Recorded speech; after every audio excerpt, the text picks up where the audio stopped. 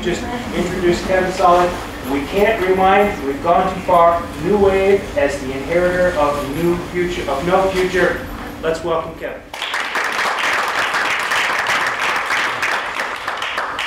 I'd like to thank everyone for coming out tonight, and I'd like to thank John for inviting me and Elaine for setting everything up and making sure everything went smoothly and getting the word out about the event. Can everyone hear me? Yeah, good.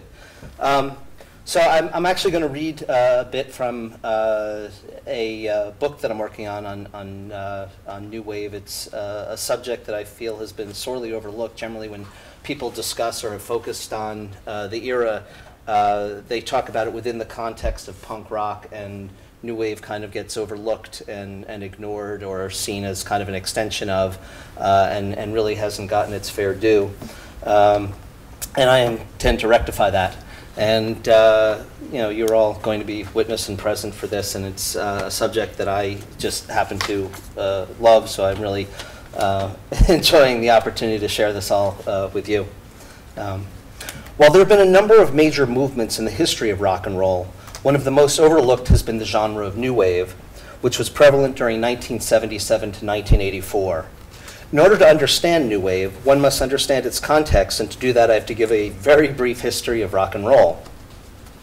Rock and roll emerged as a distinct form in the 1950s from a multitude of musical influences, including blues, gospel, country and western, jazz, rhythm and blues, and others.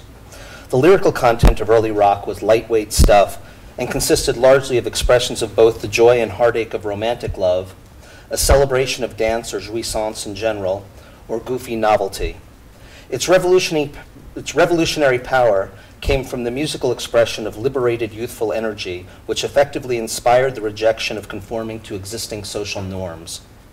While rock stood in opposition to the standards of conventional society, especially in matters of race and sexuality, a formal and deliberately conceived philosophical treatise accompanying the music did not come into being until 1965.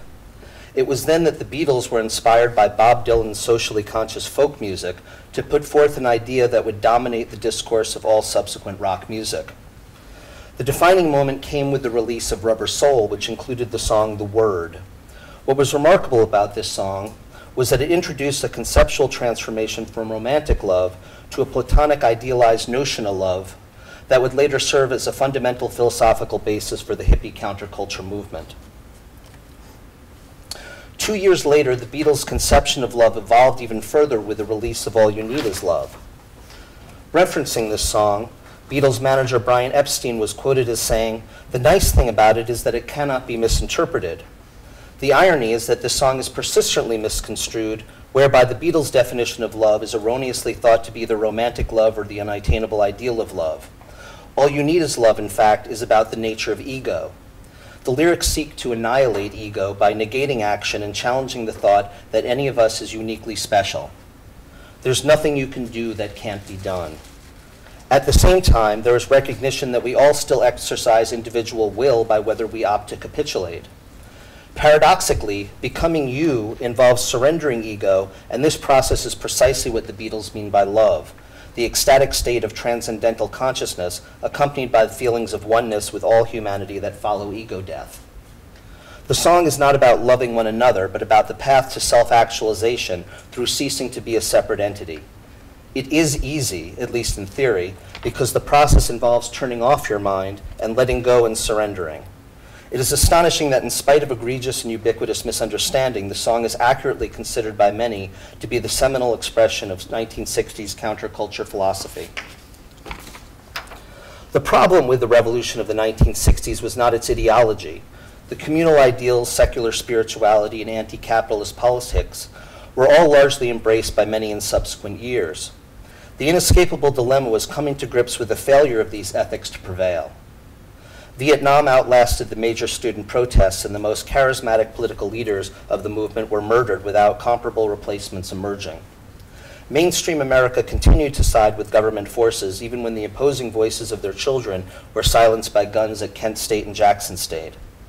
At the end of the decade, it was evident for many that hegemonic capitalism and the bourgeois institutions of oppression were triumphant. Resistance, it seemed, was truly futile, at least in a revolutionary sense. Pyrrhic reforms were still possible as long as capitalism and the associated institutions of the establishment were not fundamentally challenged. The percentages of haves and have-nots would continue to be roughly the same, even though progressives celebrated the fact that the demographics of the have-nots have become more heterogeneous. All forms of subsequent pop music in the 20th century are a reaction in some manner to the failure of the 60s revolution. It is impossible to have any meaningful understanding of culture since 1970 without this appreciation. Excuse me.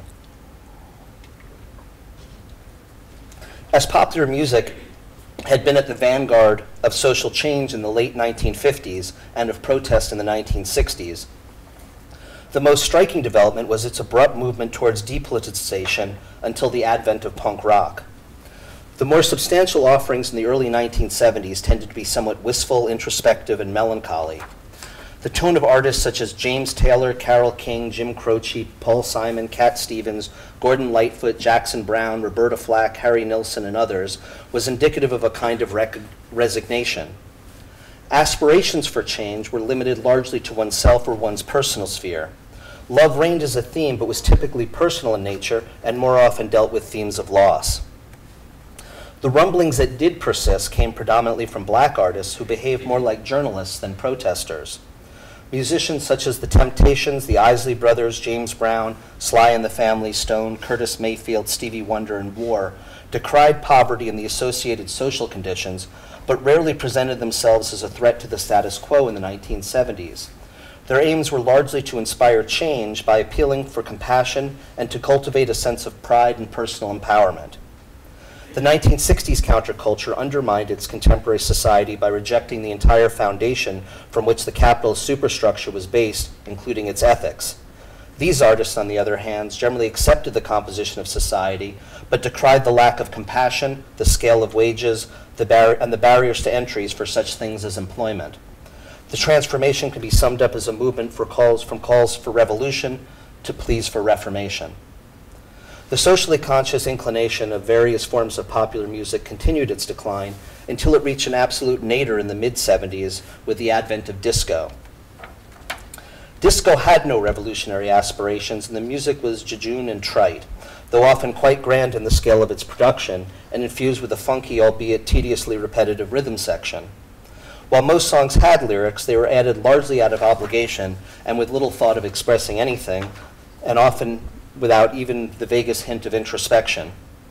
Disco served as the soundtrack to a lifestyle which advertised indulgence and unbound self-gratification.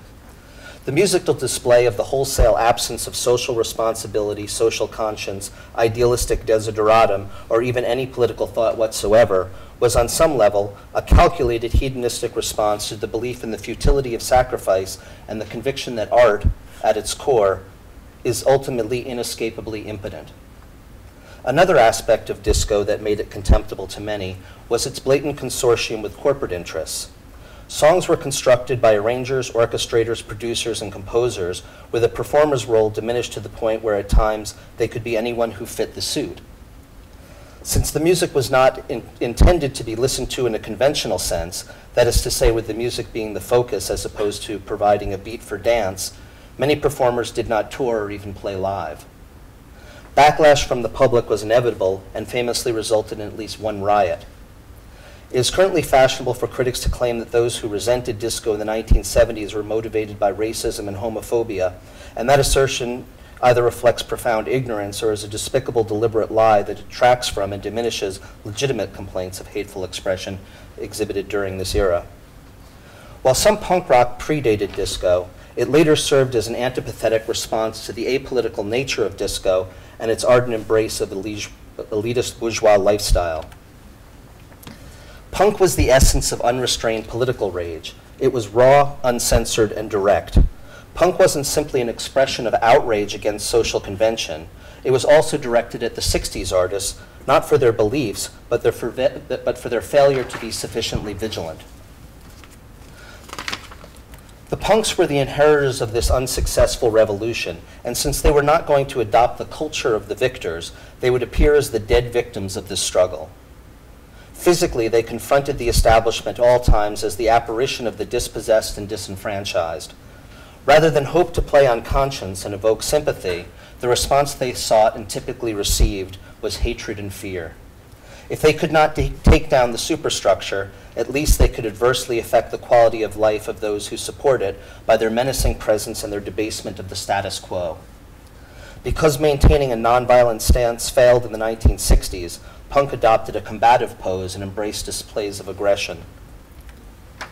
If one slogan epitomized the movement, it would be the Sex Pistols' chant of "No Future" from "God Save the Queen." These two words were intended to serve as a glum reminder to their followers not only not to sell out, but also not to expect the decimation of the powers that be. No future was meant to be taken literally. The late 1970s experienced a dramatic rise in crime, inflation, and unemployment. From 1900 to 1970, the average annual inflation rate was roughly 2.5%.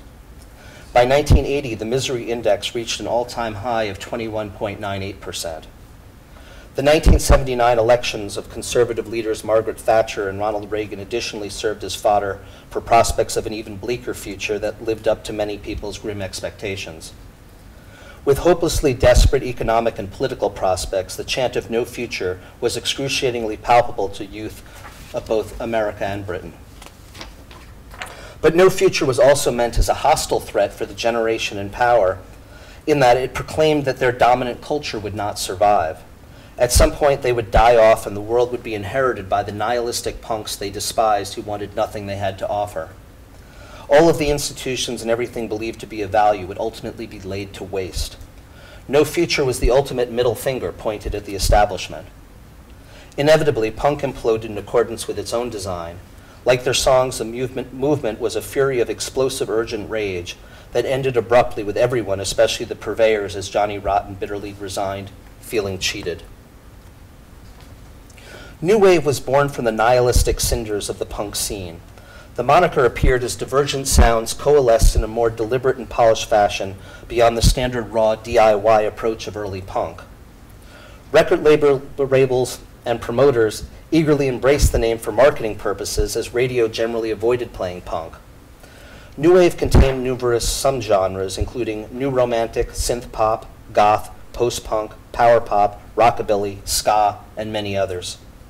While each of these styles possessed elements of polemic specific to their form, a more coherent appreciation of the underlying philosophy can be found by unearthing concerns universal to all. The evolution of the thought in rock can be seen in lyrical ruminations with regard to an abstract conception of history. Sam Cooke, as the embodiment of the embryonic voice of rock, indifferently confessed, "Don't know much about history in Wonderful World," as a gesture of transgressive ignorance, suggesting that academic knowledge is a form of elitism that overlooks what really matters. The same position is imbued with aggression by the Ramones in their punk anthem Rock and Roll High School, where they defiantly sing, "I don't care about history." In this instance, ignorance is rebelliously willed, whereby history is rejected because knowledge is used as a tool of oppression. The culmination of this progression leads to the post-punk Gang of Four in Not Great Men. They displayed their deeply considered and profoundly brief summation of all history. The past lives on in your front room. The poor still weak, the rich still rule. History lives in the books at home. It's not made by great men. The song invokes and rejects Thomas Carlyle's theory that the history of the world is but the biography of great men. The curious feature of Gang of Four's approach is that in spite of their keen awareness, change is not possible, and so once again history is rejected.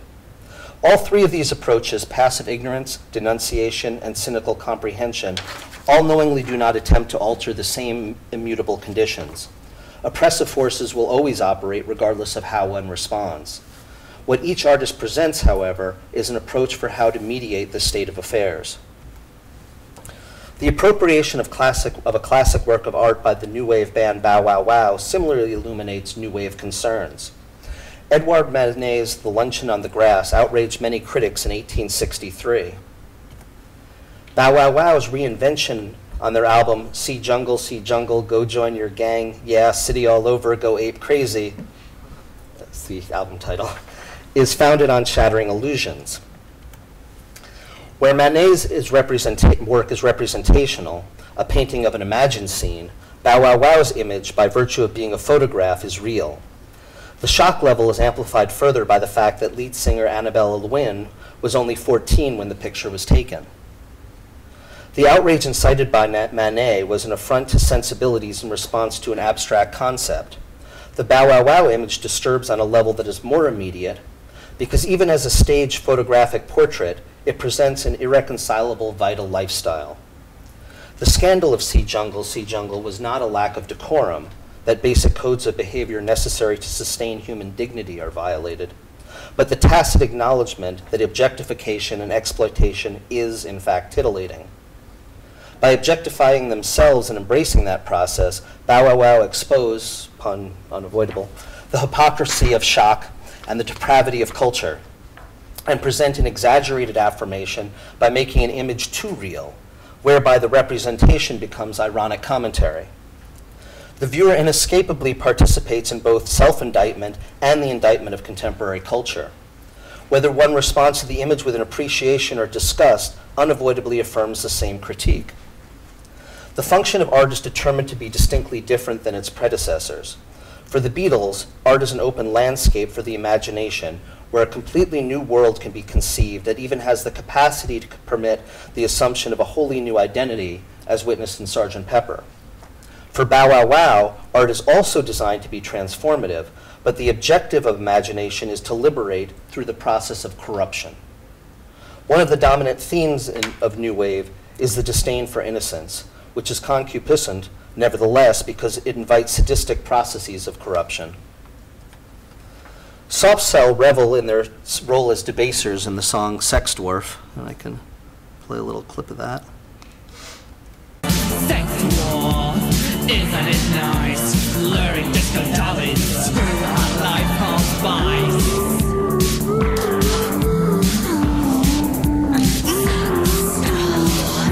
I'd love to play more, but unfortunately there's limited time, and so I only get small clips, but these songs are really great.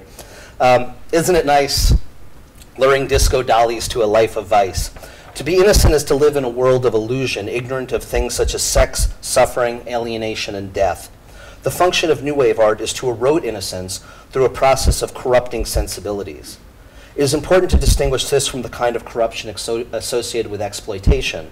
To be clear, awareness of the existence of exploitation is desirable, as is taunting those who are blissfully ignorant, presumably for their own good. But engaging in the exploitation of others is reprehensible. While the social scene of the 60s and 70s was dominated by the presence of untouchable, deified rock stars, who often paradoxically presented themselves as everymen in their songs, disco altered that definition by basking in the excesses of stardom while diminishing the importance of identity.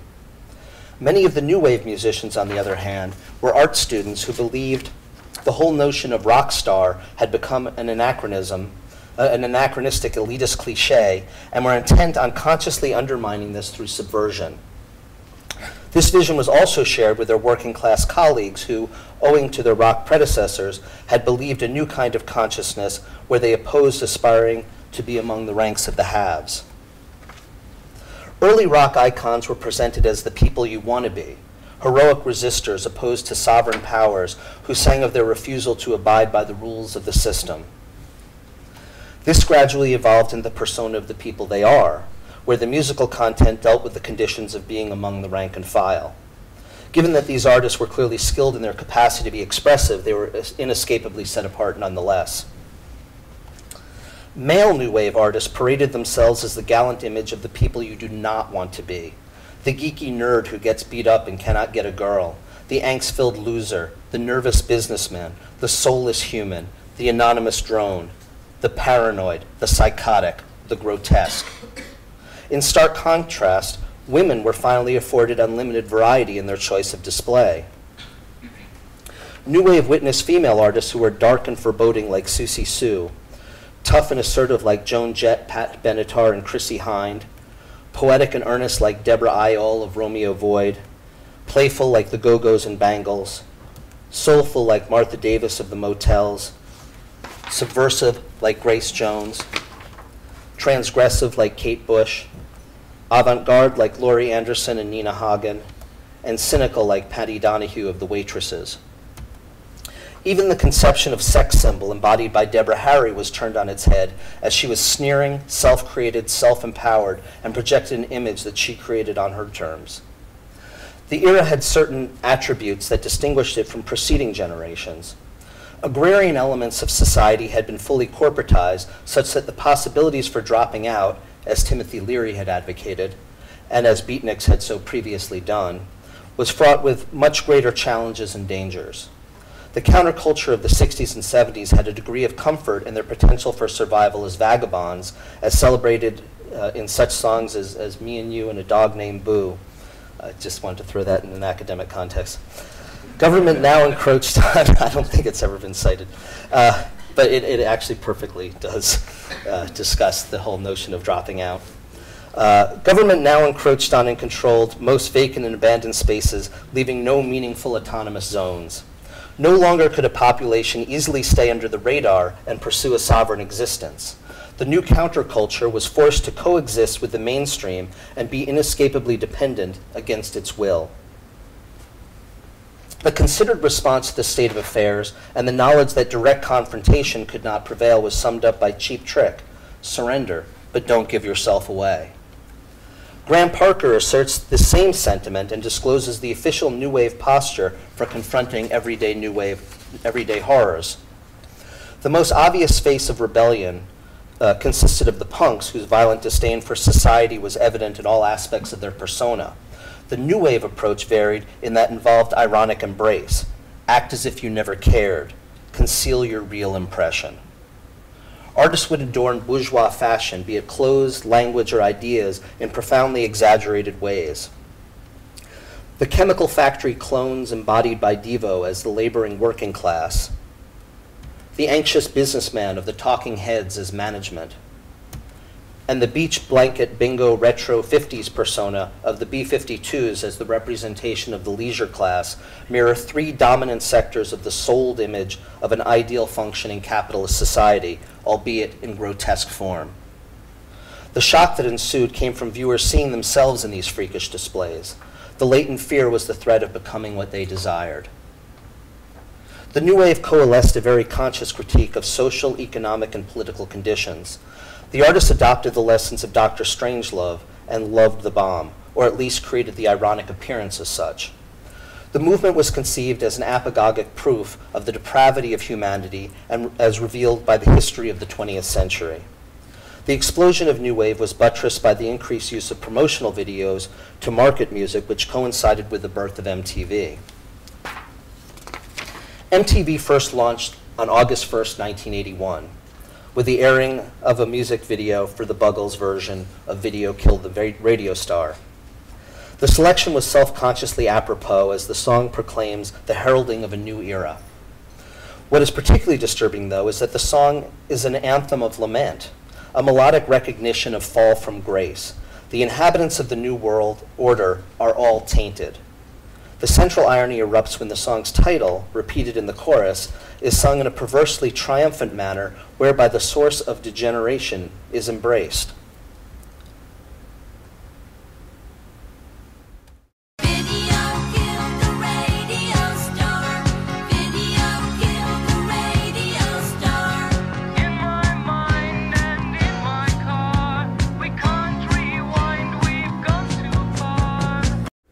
If the philosophy of the New Wave were distilled into a particular moment, that would be its essence.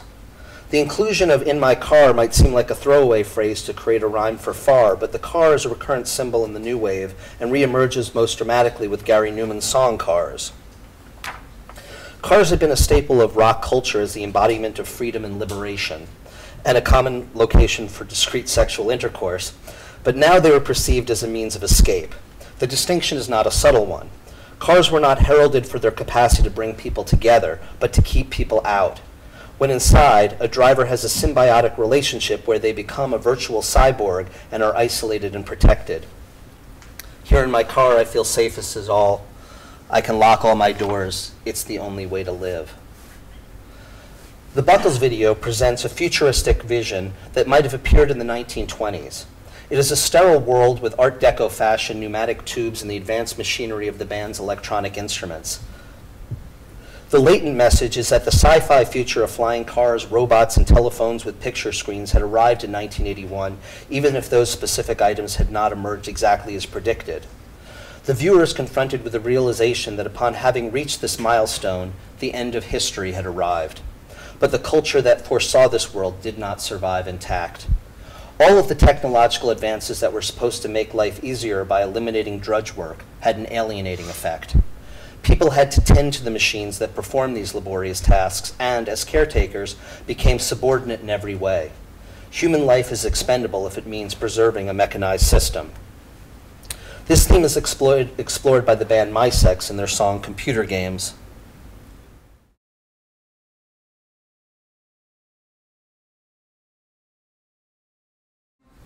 While anxiety about dependence on technology and its potential to replace people is not a new theme, what is novel about the new wave was its approach of celebrating this state of affairs.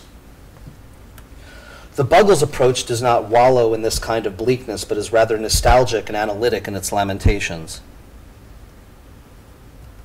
Getting too far ahead. I heard you on the wireless back in 52, lying awake intently tuning in on you. If I was young, it didn't stop you coming through.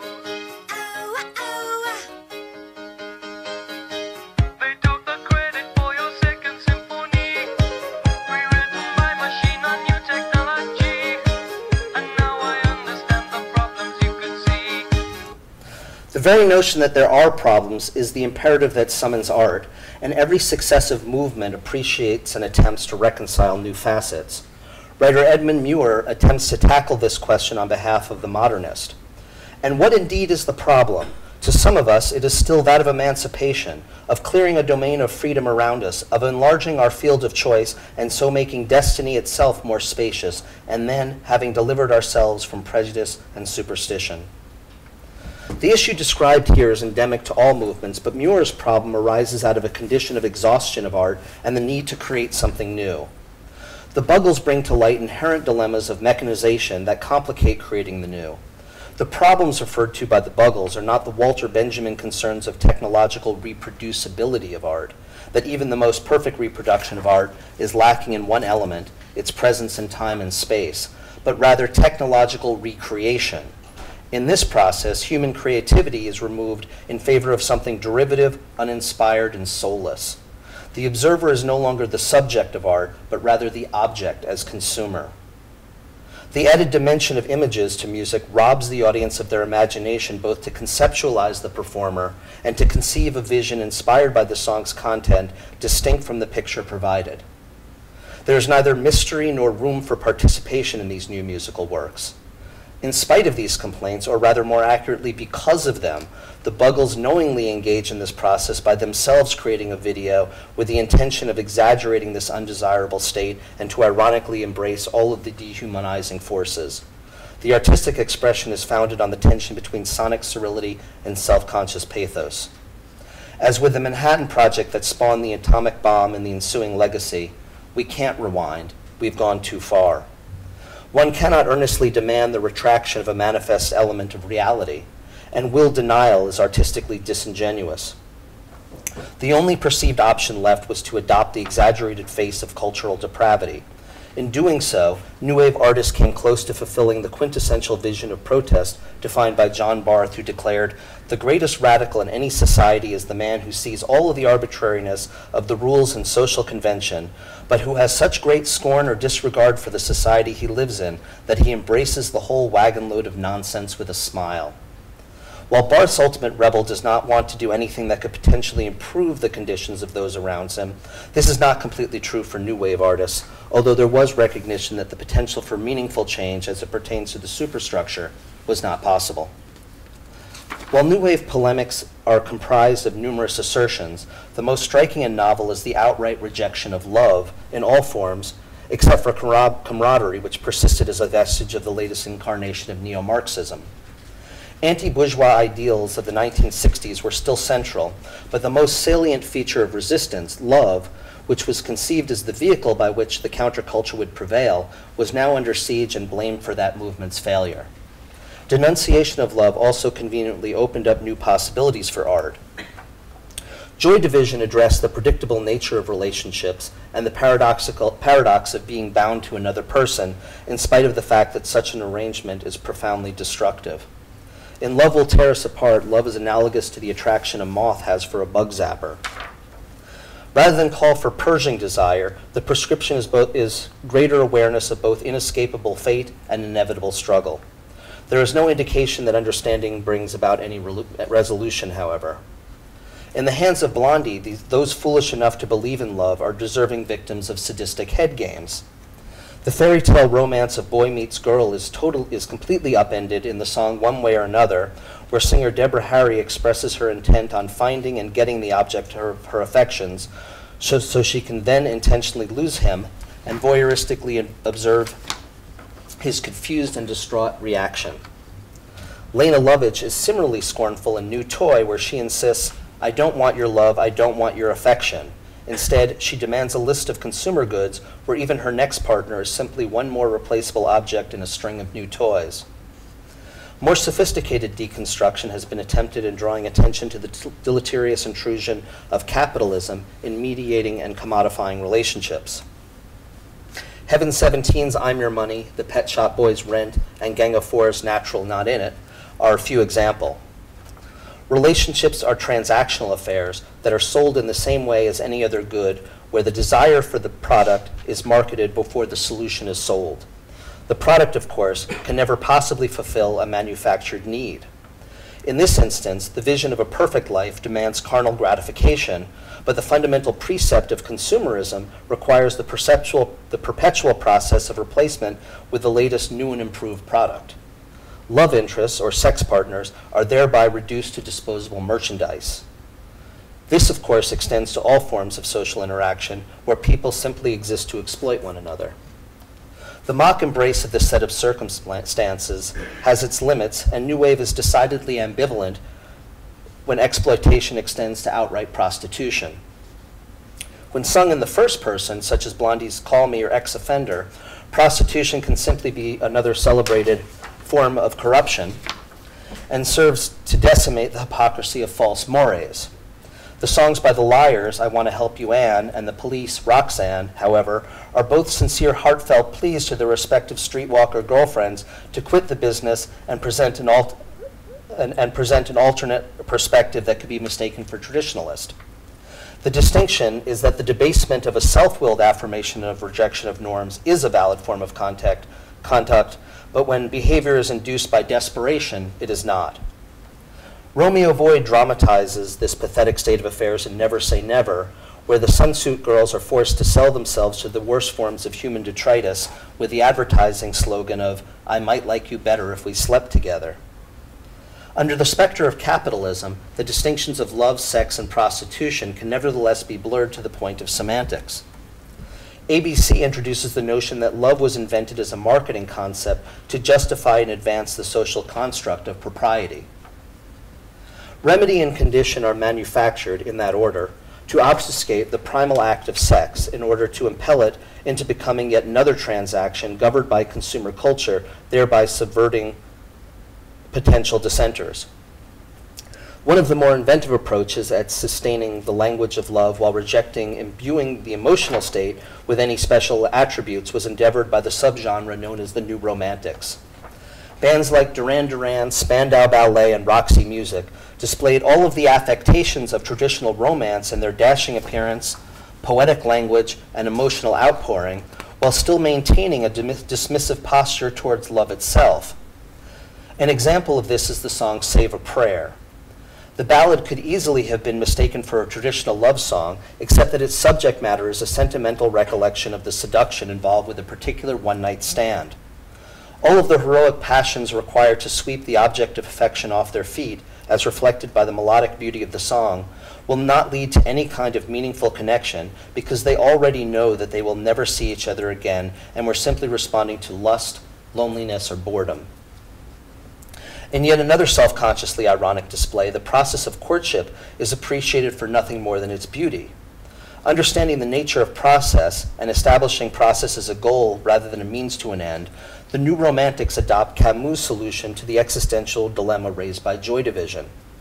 The struggle endured by Joy Division as expressed in their songs is debilitating. However, when Camus describes the mythical Sisyphus and his perpetual struggle, Camus insists that he is happy because happiness is found in the act of struggling and cognizance of futility. The New Romantics will never find true love, just as Sisyphus will never succeed in pushing the boulder over the hill, because neither is possible. Both are intimately aware of their fates, but they persist nonetheless. Recognition of love instigated the demythification of sex. Desired for the pleasurable sensations inherent, sex is treated as a mundane act. All pretenses are dropped and requests are direct, from Hilary's immodest, "Drop your pants around your ankles, you make me shiver when you deliver," to the violent femme's white boy bluesy lament of, "Why can't I get just one fuck?" Pretense over sex serves no function, artistic or otherwise, except to frustrate. Excuse me. The unnecessary irritation is adeptly acted out by the waitresses in I Know What Boys Like and by The Cure in Let's Go to Bed. Another girl, another name, stay alive but say the same. It's just the same, a stupid game. Let's go to bed. The aggravating charade of courtship persists until Robert Smith breaks down and bluntly calls for sex. In Homo Sapien, Pete Shelley melds the New Romantic celebration of process with sex as the objective rather than the illusion of love.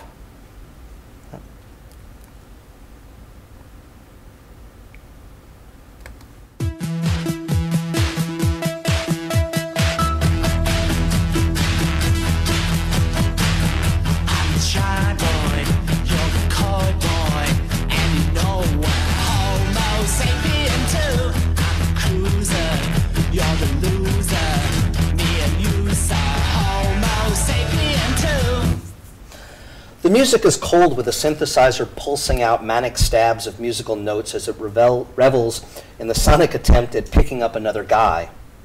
Shelley's calls for sex is both primal in the beat-heavy nature of the song, but also cerebral as it presents an intellectual argument for hooking up rather than a flowery emotional appeal.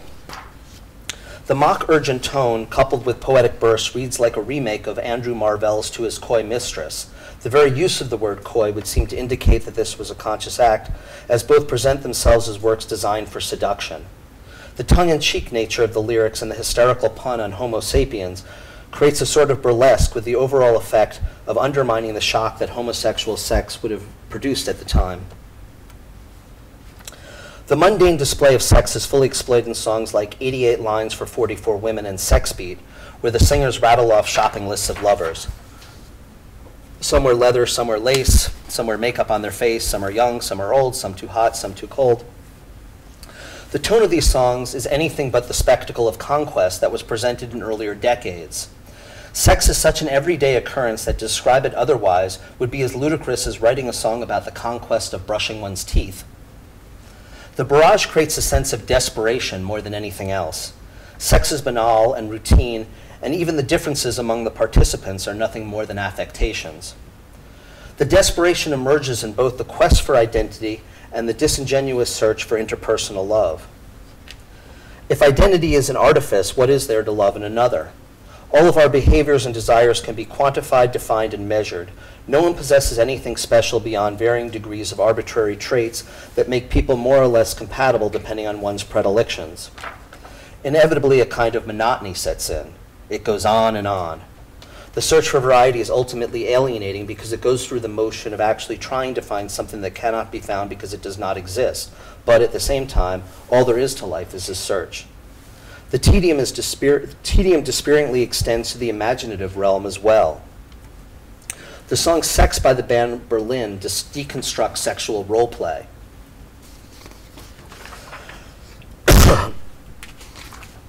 The lyrics are aggressively derisive of the debilitating limitations of male identity.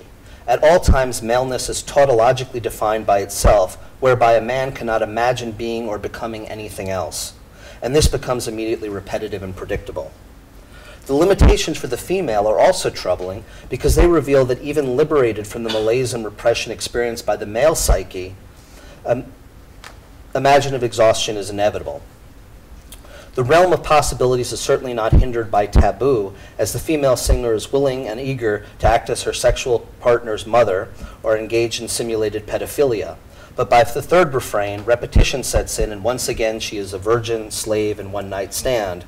By the fourth refrain, all previous roles are rehashed, suggesting that monotony, even in the realm of imagination, is unavoidable. While the traditional objects of mystique, love, and sex become profane, everyday cultural affectations are regarded as bizarre curiosities. The simple gesture of a handshake is treated as the peculiar ritual it in fact is in Peter Gabriel's I Have the Touch. The new wave approach of observing society was largely anthropological. Jerry Casale of Devo illuminates this outlook. We kind of view situations like aliens. I don't mean alienated, just aliens, like somebody hovering in a little craft watching human behavior and not believing it could all really be true. This detached perspective also applied to the process of observing one's own mind. New Wave appropriated the modernist practice of capturing the inner workings of thought processes and giving voice to some of the worst impulses of human thought and reporting them without commentary. This can be seen in Psycho Killer by the Talking Heads. Psycho Killer is certainly not the first song in rock to have a homicidal maniac as its subject. Riders on the Storm by the Doors, Midnight Rambler by the Rolling Stones, and the Beatles' Maxwell Silver Hammer are some other notable examples that predate this release. Like Maxwell Silver Hammer, the music in Psycho Killer is oddly catchy in a way that belies its subject matter, although the discord is nowhere near the magnitude presented by the Beatles. As an aside, Maxwell Silver Hammer is the most underappreciated and unjustly maligned song in the Beatles' catalog, but I digress. What sets Psycho Killer apart from these other works and makes it new wave is that it is sung in the first person. The horror of the act of murder is replaced by the inner workings of mind, where the thought of the murderer are revealed to be shockingly commonplace. What becomes unsettling is the way the mind of the killer and the mind of the song's listeners are disconcertingly similar, such that the element that compels the killer to act is undefined. This absence of distinction is dramatized by the Boomtown Rats in I Don't Like Mondays, which tells the story of a school shooting that took place in San Diego, where a 16-year-old girl opened fire on an elementary school playground. Pressed for a reason for her murder, she purportedly replied, "I don't like Mondays. This livens up the day." The purpose of these songs is not to celebrate senseless carnage or to engage in the pornography of horror. Rather, it is meant to challenge the notion that any of us are innocent and to reveal that these acts are not necessarily beyond our capacity. The spectacle of innocence persists as a socially constructed image, either by way of willed ignorance or political subterfuge. Corruption serves as a tactic designed as an overt means of challenging social facades. In this guise, the new wave artists emerge as a diseased anti-hero who seeks to liberate himself and others through the process of infection. Celebrating this role, the band Wire invokes an insect metaphor. I am the fly in the ointment. I can spread more disease than the fleas which nibble away at your window display. Yes, I am the fly in the ointment. I shake you down to say please as you accept the next dose of disease. The distinction between the depravity associated with corruption versus the nefarious aspirations of exploitation are expounded on by Shriekback in their song Nemesis, but more overt political sentiments were expressed by The Clash, Gang of Four, Ministry, Depeche Mode, ABC, Heaven 17, The Specials, The Jam, and others. In these instances, attacks on imperial power expressed a deep understanding of the way consumer culture afflicts all aspects of life. Exacerbating the historical context by which New Wave was primarily response, political, social, and economic realities aggravated the magnitude of disenfranchisement. Exceedingly blunt in voicing their apprehension to specific concerns was Heaven 17 in their song, We Don't Need This Fascist Groove Thing. Ministry presents a scenario in All Day that dramatizes the traditional tension between laborer and capitalist. While the representation of management is obviously a caricature, the fundamental realities of unjust disparities of wealth are effectively and earnestly depicted. And he breaks his back without nothing to gain while the boss man sits around and drinks champagne. All day, you work and you work and you work and you work. The quintessential break from the past was New Wave's abandonment of faith in humanity.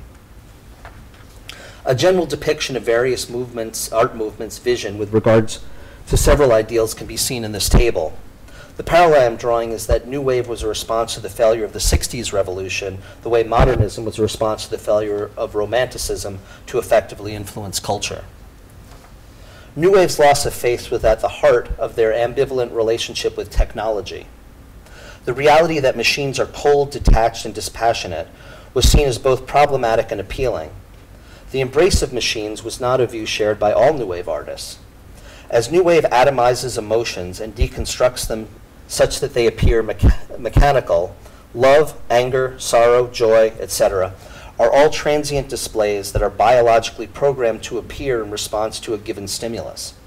From this vantage, along with the rapidly advancing state of technology that makes contraptions ever more sophisticated, it was apparent that the divisions between human and machine were blurring, even if by conscious will.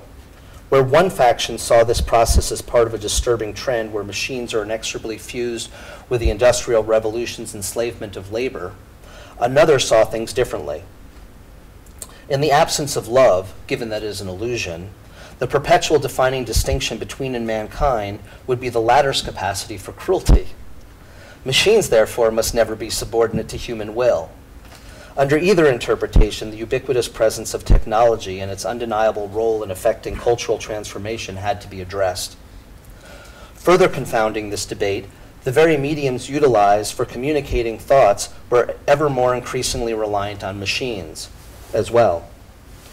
Stephen Belovarik notes, most telecommunications technologies undermine the notion of aura in an object.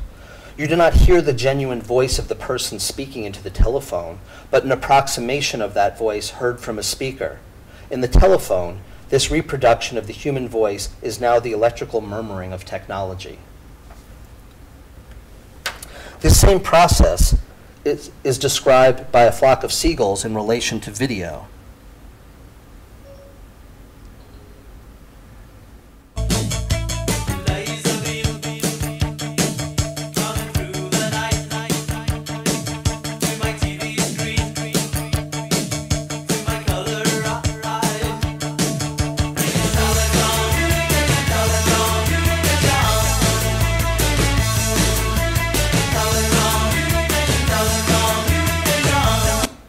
A flock of seagulls' deconstruction of stimulus and response set to cold synthesizers expresses the increased interpersonal alienation as a result of technological encroachments into communication.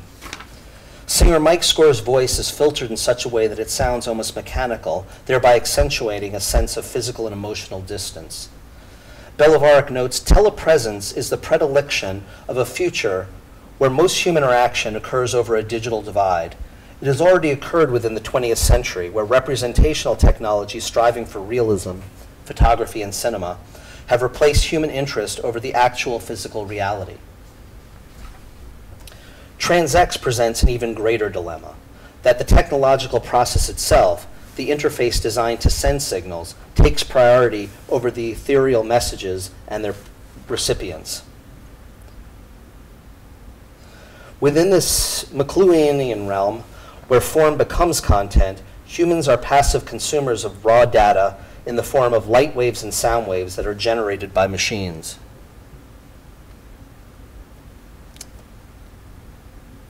Getting ahead of myself. Living on video. Stop. Integrated circuit. Stop. Sur un faisceau de lumière. Stop. Is this reality?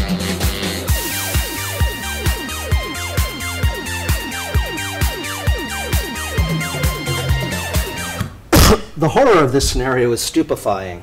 Society is, as Paul Revilio describes, sinking into the darkness of a voluntary blindness, its will to the digital power finally contaminating the horizon of sight as well as knowledge. The call for action, stop living on video, is necessary for survival, but ironic given the synth-heavy nature of the song, which relies on technology to shape its distinctive sound and to communicate this message.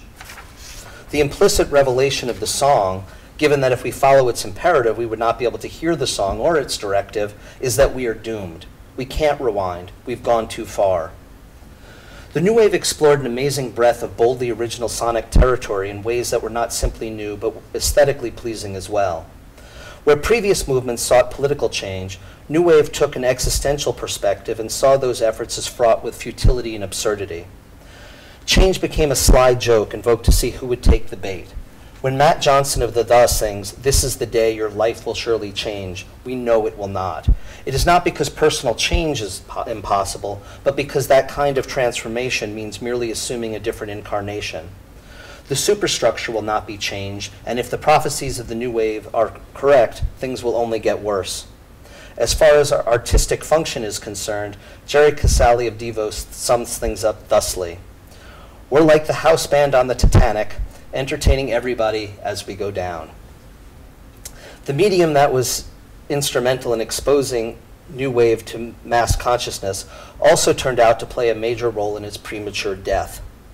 Much like the self-serving accusations of racism directed at legitimate expressions of disdain for disco, criticism arose complaining that MTV was ignoring black artists. The major distinction was that the charges levied against MTV were not made retroactively, but during its initial ascent into the mainstream in everyone's living room. While it is certainly true that the majority of videos which aired were from white performers, it is not accurate to say that this was necessarily inspired by any kind of nefarious intent. MTV did succumb to pressure, and while they were already playing videos from black artists such as Herbie Hancock, Prince, Eddie Grant, Grace Jones, the Busboys, Musical Youth, Joan Armatrading, and Donna Summer in medium to heavy rotation prior to any external prompting, the release of the album Thriller by Michael Jackson gave the network an opportunity to develop the appearance of greater racial diversity. But in this instance, this was done at the expense of sacrificing an entire musical genre. While punk naturally evolved into New Wave, popular music after New Wave was anything but a logical progression, and more like, in the words of George Orwell, a boot stamping on a human face forever. Bereft of any subversive intent, Michael Jackson represented a throwback.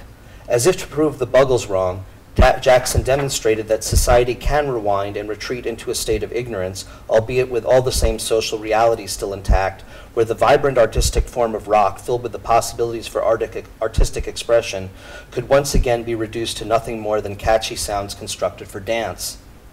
Lyrics reverted to the trivialities sung in the late 1950s, but without any of the danger or revolutionary threat that was present then. While infectious, catchy, melodic, and primal in their capacity to inspire rhythmic movement, the songs lacked innovation. No new ground was broken, and no one was intellectually or emotionally challenged by the songs. The moonwalk Jackson was known for serves as the perfect metaphor, where an illusion is created of moving forward, but instead propels backwards. The album was designed solely to entertain and represented a retreat from songs that inspire introspection and social critique. Music had gotten too real, and much of the public was happy to escape. The quintessential video, which is still heralded today by some as one of the all-time best, was for the title track itself. The Thriller video, directed by John Landis, was conceived of in an epic manner, which included a short video that preceded the song. Occasionally, videos would have a line or two of dialogue as setup, but Thriller had over 4 minutes before the music kicked in, which itself was extended to make the entire piece almost 14 minutes long. The video was an homage to horror B-movies of the 1950s and even recruited Vincent Price at the role of narrator. But while the video was epic in form, it was not epic in content.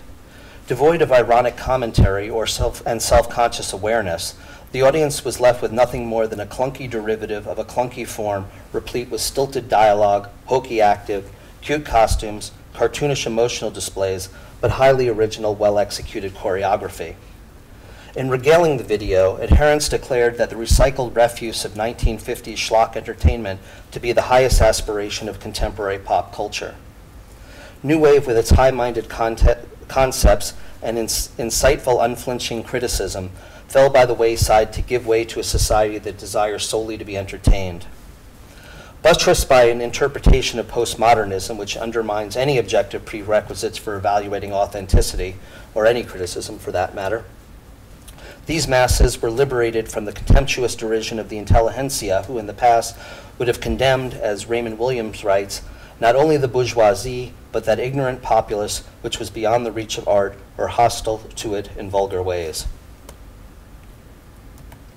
With culture now savagely attacked on all sides and the prognosticators all but banished from the annals of art history, there's still room for one more meaning in the Sex Pistols lyrics. And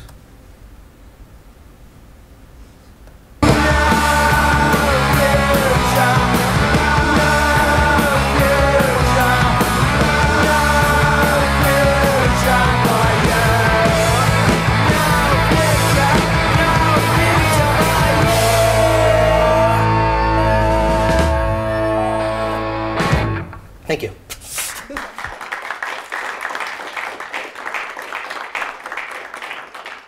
I'm happy to answer questions if there's time. Yeah, we've got some time for questions, comments. Go ahead. I have a question. With innovations in technology, do you think it's improving the quality of the music as we advance in technology? And also, do you see there's a surge in creativity in the quality of music in the future? I guess I'd have to ask if the question is there's always possibility in room. I would say that it hasn't happened in rock music. I think the basis for my measurement of value of an art form is its revolutionary potential. So using that as its basis, there isn't anything that has been displayed, certainly in rock music, that has displayed that. In fact, I think most mediums have been recouped. I can't really think of any at the moment. The closest, perhaps, and maybe this is self-serving, is documentary filmmaking, because I also do that, and I guess perhaps I'm drawn to that because I think there is some revolutionary potential there, but I think that's been profoundly diminished as well. And I'm hoping something comes up, but right now I don't see anything currently. I'm hoping something can and will happen on the horizon. I wonder if, because I see this in some small aspects of culture these days, but would you say that futurism is going to come back because people are gradually going to start embracing technology in the way that New Wave rejected it? Well, New Wave didn't. New Wave embraced it. They just embraced it ironically, but there was, but actually, and there were two factions. I was saying there were two different factions. There were those that embraced it ironically, and there were those. There was this desire for a Deus ex machina for a major faction of New Wave. Certainly Gary Newman, David Bowie, they had this vision of either machine or alien, literally, some alien race would save humanity from itself somehow. So I wouldn't say that technology was rejected. It was just, but there were strong feelings. There was this very strong ambivalence. But what was your question exactly? I'm so sorry. Well, do you see currently or foresee coming up any sort of, well, I guess, resurgence of either the New Wave ironic embrace or the modernist sincere embrace of technology and of the new? I think we've become a nerd to technology, and I think there was a movement, Mondo 2000, where they took on this embrace of that all the technology would improve us, and that we should accept all the possibilities that come with it. I can't really say what the future holds. I can only really speak for the present. Right now, I think the marketers, that the second anything comes up that is remotely revolutionary, the marketers come in and seize that image and undermine its revolutionary potential. There was some piece that was done, I think, called the Merchants of Cool, that talk about the way the marketers come in and try to identify whatever that next trend is and jump in on it and recoup it and make it use it to market some product, and obviously ultimately make it impossible. Ultimately I'm hopeful. I work in the arts, and so I have to be optimistic and believe that there always is some kind of potential, or I wouldn't be doing what I do. So yeah, I guess I would say that there's always some degree of hope, and and we can't rewind with technology, so it'll be there and be some part of whatever resistance is launched. In the slides that started with the lyric from Sam Kirk's Wonderful World, could you argue that Pink Floyd's lyric, "We don't need no education," would fit in that set of... Absolutely, definitely. I was doing a lot of things in broad strokes, so there are a lot of different things that fall within continuums. There's a lot of statements, that participate. I think that, is there to, sort of fleshes things out and allows greater dimensions. The more you can, solicit examples of other artists in different periods. Like I said, this was just a very brief summary where I was, just kind of doing things in broad strokes. But certainly, that would be an example of, a rebellious intent. Cevin, talk about the difference between what was going on with MTV and how that got a lot of this to the masses, and how now we have YouTube, which is controlled by people, and it's viewed basically at the whim of people, whereas MTV kind of fed you, a new age group that they wanted you to know about, or a new wave group rather, that they wanted you to know about. So can there still be a revolution with YouTube? I've been asked that before, and I've had people say that to me, that YouTube is, and I won't say no, but I'd say the problem with the internet and the problem with YouTube is there's a huge problem to lack of barriers to entry, and that is the democratization of ideas, where everyone has the opportunity to speak. The best ideas get buried in a sea of white noise, and it's only going to be the things that are either the most shocking, and YouTube kind of has a certain censorship there as far as, I guess the level of shock that they'll allow there. So it's going to be whatever is the most entertaining. And those have been, I guess history has sort of shown that if you look at what the most popular YouTube videos are, they aren't ones that are really designed with any revolutionary intent. And I think another problem, which relates to, I guess, technology in that sense, has been the capacity for hoaxes and forgeries, that people in the mediums like things like Photoshop and sophisticated editing, one doesn't necessarily believe what one sees, and so things that could potentially be revolutionary. And I think that's certainly a big problem in documentary filmmaking, where you have Michael Moore playing fast and loose with some facts, for some very valid and legitimate concerns he wants to raise, but then he undermines it, and so you just get this great degree of skepticism. And I think you have to have a great deal of faith in the authenticity and truth of the message. And so, no, I don't. I personally don't see. I could. Something could prove me wrong, but I guess I can think of, like, there was that the Joseph Kony campaign is like a perfect example. Here, it seemed like there was going to be some political response to something, and of course, it turned out, that the story wasn't necessarily completely what was said, and so now there's certainly a loss of faith in that kind of thing.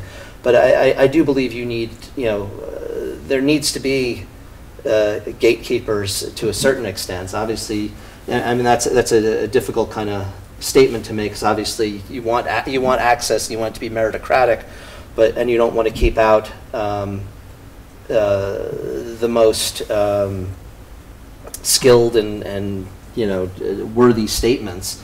But when everyone has a voice, and you can't sift through it because there's just too much, and you can't pay attention, and the better statements don't rise to the top in those environments, in those mediums, I think that's a huge problem. And I think I do blame the internet and those kinds of mediums for allowing.